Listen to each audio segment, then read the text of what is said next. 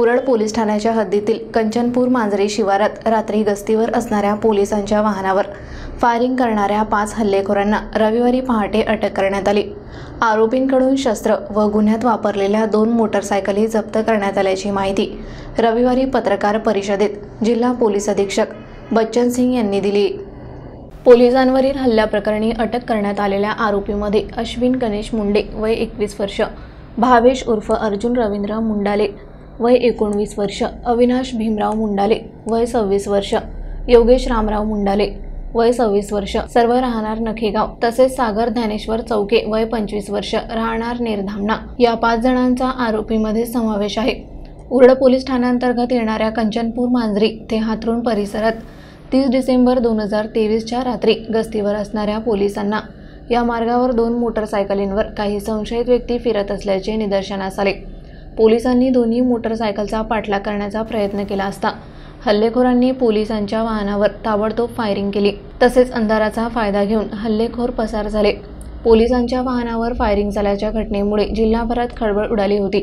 हल्लेखोरांना पकडण्याचे अकोला पोलिसांसमोर आव्हान उभे ठाकले होते। 13 दिवसानंतरही आरोपींचा सुगावा लागत नसल्याचे पाहून आम्ही माहिती देणाऱ्यास 25,000 रुपयांचे बक्षीस जाहीर केले होते।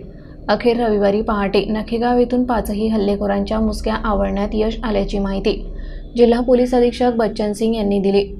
आरोपींकडून गुन्ह्यात वापरलेली शस्त्र तसेच 2 मोटरसायकली जप्त करण्यात आल्या असून त्यांचा इतर गुन्ह्यात सहभाग आहे का या दिशेने कसून चौकशी सुरू असल्याची माहिती पोलीस अधीक्षक बच्चन सिंग यांनी दिली।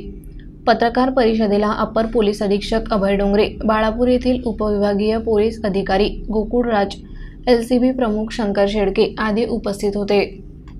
उरळ पोलीस स्टेशन हद्दीत 30 डिसेंबरची रात्री पोलीस पेट्रोलिंग वाहनावर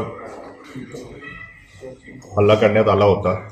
त्याच्या अनुषंगाने त्या गुन्हा उघड करणे हा एक मोठा आव्हान पोलीस दलासमोर होता।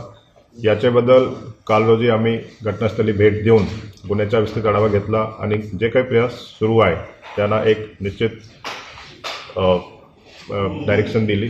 त्याच्या अनुषंगाने काल रात्री LCBची टीम तसेच इतर पोलीस स्टेशनचे सहकार्याने 5 आरोपी या गुन्ह्यामध्ये अटक करण्यात आलेले आहे आणि त्यांनी जे 2 चाकी वापरली होती अशी 2 गाडी सीज करण्यात आलेली आहे। याच्या अतिरिक्त गुन्ह्यामध्ये फायर वेपन कोणता होता, ते कुठून आला, या आरोपीच्या इतर गुन्ह्यामध्ये काही सहभाग वगैरे आहे आणि इतर बाबीबद्दल पोलिसांतर्फे तपास सुरू आहे।